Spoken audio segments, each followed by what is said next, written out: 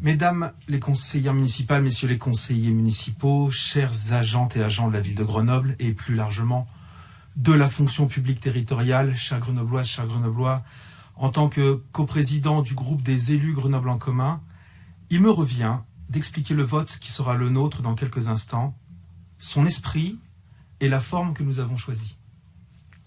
Nous partageons bien entendu l'ensemble du propos de M. Pierre Mériot. Cette loi du 6 août 2019, dite de transformation de la fonction publique, est injuste et inique. Elle est injuste car elle laisse entendre que les agentes et agents territoriaux ne remplissent pas leur mission de service public ou n'en font pas assez. Elle est inique car par sa méthode, elle fait des collectivités les relais forcés des mesures antisociales du gouvernement. Nous en profitons pour saluer et remercier Pierre Mériot pour le travail mené avec les organisations syndicales qui rendra l'application de cette loi la moins douloureuse possible, quoique toujours aussi injuste. Si un compromis a pu être trouvé entre la collectivité et ses agentes et agents, représentés par les syndicats, il n'en reste pas moins que toute cette situation n'est que la conséquence de la guerre sociale que mène ce gouvernement contre la plus grande partie de sa population. Des écoles à l'université, de Pôle emploi au secteur hospitalier, du logement aux retraites, chacun et chacune mesure dans les différents aspects de sa vie les conséquences désastreuses du déroulement de l'agenda néolibéral macroniste dans nos vies. Nous en profitons également pour noter la constance de Madame la conseillère députée Émilie Chalas dans le support des mesures gouvernementales, laquelle se comporte toujours comme la chargée d'affaires zélée du gouvernement dans cette enceinte. Bravo Madame Chalas pour votre constance. Nous avons d'abord eu la contractualisation imposée des ressources financières en 2018, qui signait l'acte 1 de la mort de l'autonomie des communes. Nous avons eu ensuite la régression des outils du dialogue social par la suppression des CAP et la disparition programmée des CHSCT. Ce gouvernement dont vous vous faites la plus élevée RP continue sur la trajectoire qu'il s'est fixée. Plus haut, plus vite, plus fort. Toujours plus haut dans l'asphyxie des communes.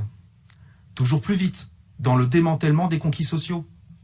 Toujours plus fort quand il s'agit de mépriser celles et ceux qui sont en première ligne pour faire vivre la continuité du service public chaque jour.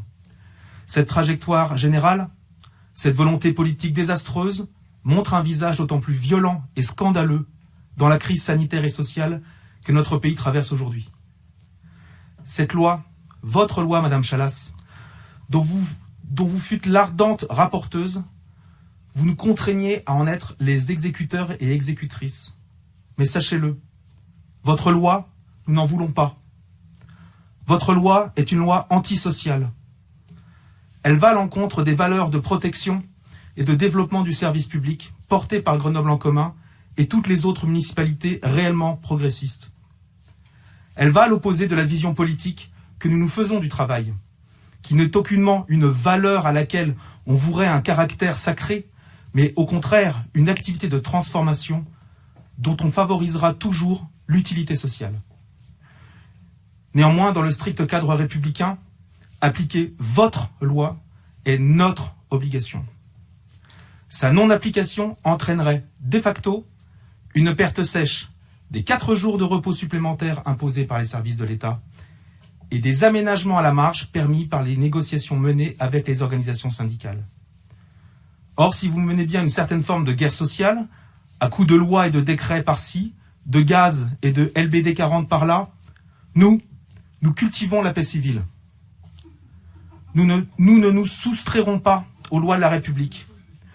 Nous ne jouerons pas la défausse comme vous le faites si bien, en imposant aux collectivités de France d'implémenter dans le dialogue vos politiques de régression sociale. Nous assumerons la responsabilité que nous ont transférée les Grenobloises et Grenoblois en juin 2020. Nous tiendrons notre place et notre rôle, fût-ce ici, sans enthousiasme. Le vote des modalités d'application des 1607 heures à la ville de Grenoble, du fait de la présence de Madame la conseillère députée Chalas dans cette enceinte, revêt un caractère particulier, oserais-je dire, symbolique. Cette explication de vote, monsieur le maire, permettez-moi de l'adresser d'abord à Madame Chalas. Je l'ai dit, cette loi n'est pas la nôtre, c'est la vôtre. Mais nous assumerons ce soir les modalités de son application, travaillez depuis plusieurs mois dans un contexte difficile, sinon exécrable, tellement sont fortes les tensions que votre gouvernement attise dans la société. Nous voterons cette délibération, bien qu'elle ne soit pas l'émanation de notre projet politique, lequel, au contraire du vôtre, a été validé l'année dernière par les Grenobloises et les Grenoblois. Nous la voterons car elle apporte quelques aménagements bienvenus et évite la perte sèche de conquis sociaux. Nous assumerons le passage de cette délibération avec ce que l'on a coutume d'appeler le minimum syndical. Le groupe Grenoble en commun émettra un vote différencié. Une majeure partie des nôtres s'abstiendra.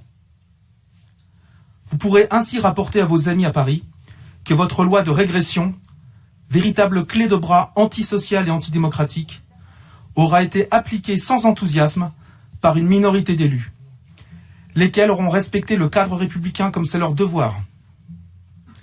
L'histoire retiendra également que dans notre groupe Grenoble en commun, il n'y a ni héros ni salauds.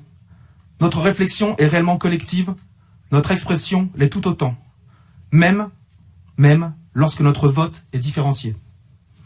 Et pour votre parfaite information, sachez que toutes les sensibilités politiques de l'arc humaniste seront bel et bien mobilisées tant dans le vote que dans l'abstention pour dénoncer votre loi de régression sociale et d'atteinte à la fonction publique territoriale. Tout à l'heure, lors des vœux, nous vous confierons également un second message à porter au gouvernement. Gageons que vous saurez jouer de votre influence pour y faire entendre la voix des Grenobloises et Grenoblois. Merci de votre attention.